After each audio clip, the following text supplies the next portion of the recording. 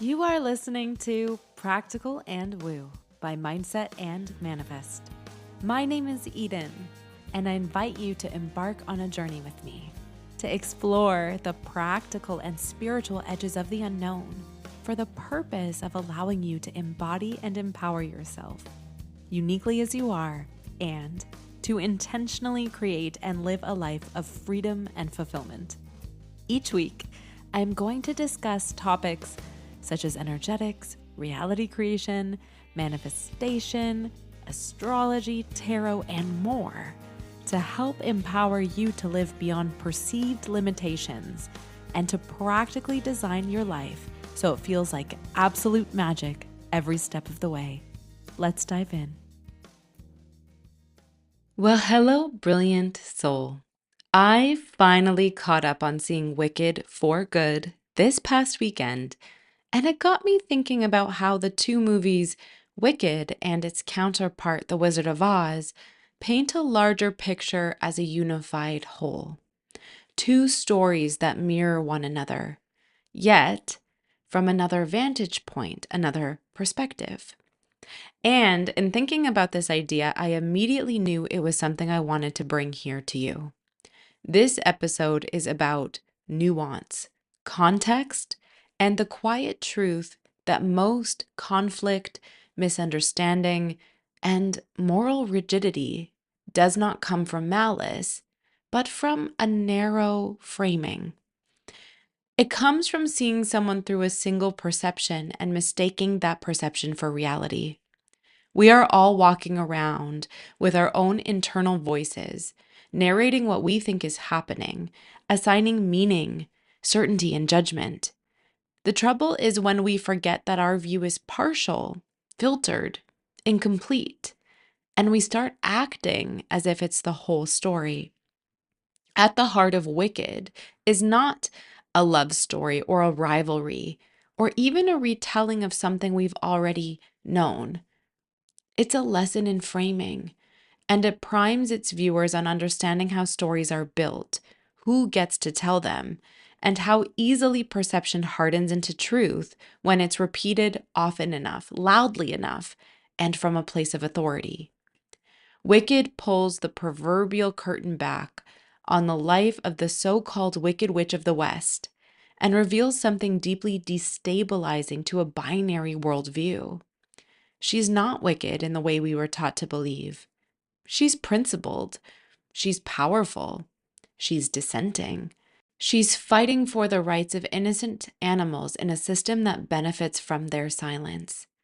And she's villainized not because she's wrong, but because she's inconvenient and not compliant.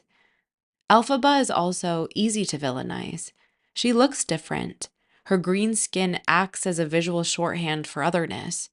And to the world of Oz, difference equals danger, and conviction equals rebellion. Wicked shows us how quickly an entire society can agree on who the villain is when the optics are compelling and the narrative is clean. This cinematic framework demonstrates how easily we see what we want to see and how readily we believe what we're told. Instead, we can pause to ask whether the story we have inherited is actually true or whether we are familiar with the nuance of it. Framing determines the meaning of something. The same behavior placed in a different context becomes something else entirely. A protester in one story is a criminal in another. A whistleblower in one frame is a traitor in another. A woman who refuses to comply is empowered in one account and hysterical in another. Wicked exposes how morality is often less about ethics and more about allegiance to a dominant narrative, a dominant worldview. In the original telling of The Wizard of Oz, when the curtain is pulled back, the wizard loses his power, not because he was never influential, but because his authority was propped up by a spectacle that others were willing to believe. Wicked expands on this idea.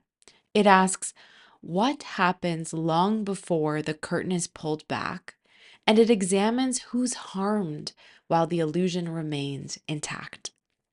Elphaba is not dangerous because she seeks domination. She's dangerous because she sees clearly. She questions. She refuses to look away.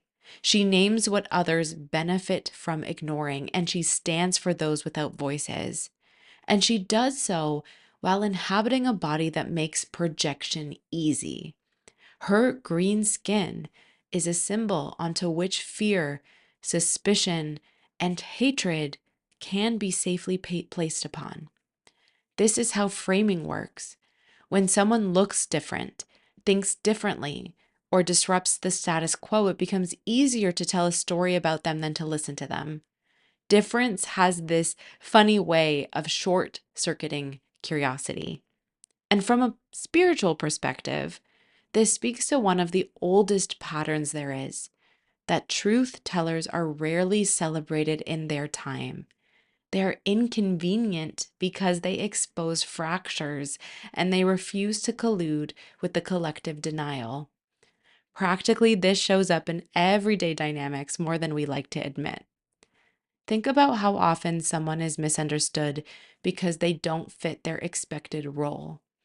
There's a colleague who asks too many questions, a family member who refuses to go into the family business, a friend who's dropped for setting boundaries. When someone doesn't blend in, framing has this way of rushing in to restore order. And this is where labels appear, and motives are assigned, and stories are told. It's easy to see what we want to see. It's easy to believe what we're told, especially when the story protects our identity or our comfort or our own sense of goodness and rightness. Wicked is a reminder that consensus is not evidence of truth. Nuance lives in the uncomfortable middle. It lives in the willingness to say, I don't have the full picture yet. It lives in the discipline of holding multiple truths without collapsing into certainty about any of them. Wicked doesn't argue that harm does not exist. It argues that harm is often misattributed, misinterpreted, and strategically framed. Elphaba's fight for animal rights is not framed as noble within the dominant culture of Oz.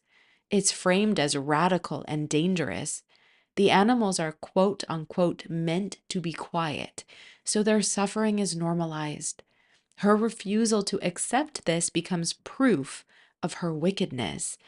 And this is how systems protect themselves, by redefining morality around compliance. I want to invite you to consider, how often do we dismiss discomfort because it threatens the story we're relying on? And how often do we punish perception because it reveals what we would rather not see? The danger of misframing is not only that we misunderstand each other, it's that we lose contact with our own discernment. We begin responding to stories rather than to reality. And the themes presented in Wicked ask us to notice how quickly power aligns with aesthetics, how goodness is associated with palatability, and how easily the unfamiliar becomes suspect. And when we conflate goodness with likability and darkness with difference, we miss the deeper truth that integrity is not always attractive and conformity is not always kind. So, how do these themes inform us on a practical level? Well, the nuance of this conversation matters a great deal when it comes to relationships. When someone's behavior, for example, is framed as malicious rather than seen in the context it lives in, then repair becomes impossible. When intent is assumed rather than explored, then trust erodes. And when the operating power dynamics are ignored, responsibility is often misplaced. I want to be clear here. I am by no means asserting that in understanding nuance and understanding context, that we should ever, ever, ever tolerate harm. This is absolutely not the case. Perspective does not mean we should be abandoning our discernment or our boundaries. It doesn't mean we should placate bad behavior. It simply means we are invited to refine our approach and see things a little differently. It means that we allow ourselves to respond to what is actually happening rather than what the story says is happening. Alphabet is not perfect or sanitized. She makes choices, she reacts, she hardens at times, but her complexity is allowed to exist to the viewers. She's not flattened into a symbol that means something one way or the other. It's this noticing where we bring a gentleness and a kindness and a compassion into our interactions and our experiences, including towards ourselves. Nuance acknowledges that truth is often larger than any single vantage point. It resists the ego's desire to be right in favor of the soul's desire to be connected. And practically speaking, it creates space for better decision making prowess, cleaner boundary setting, and more honest and connective conversations. When you understand that things are not always what they seem, you allow yourself to slow down. You listen longer, you ask more thoughtful questions, meaning you become less available for manipulation by narrative and less swayed by polarity. The wizard loses power when the curtain falls because people reclaim their capacity to see. Wicked shows us the cost of not doing this sooner. It shows us what happens when perception goes unchallenged and difference is punished rather than understood. There's a wider invitation here as well. And that's to consider where in your own life are you accepting a frame that perhaps deserves re examination? Or where in your own life have you been told who someone is without being curious about the full story that lives between the version you heard and the version you remain uncertain of? Nuance is by no means comfortable. It asks you to stay present with ambiguity. It asks you to resist the dopamine hit of feeling self righteous. It asks you to hold compassion without collapsing your boundaries, and it asks you to see systems rather than scapegoats. When you allow for context, you reclaim your agency because you stop needing villains to make sense of the complexity that exists between people and within the community. When you allow for context, you become proficient at scanning for patterns instead. And with this level of context, you can address things at their root rather than fielding their symptoms. Wicked is a reminder that history is written by those who control the narrative, but wisdom belongs to those willing to question it. Things are not always what they seem. The curtain is always there. The question is whether or not we're willing to look behind it. Until next time.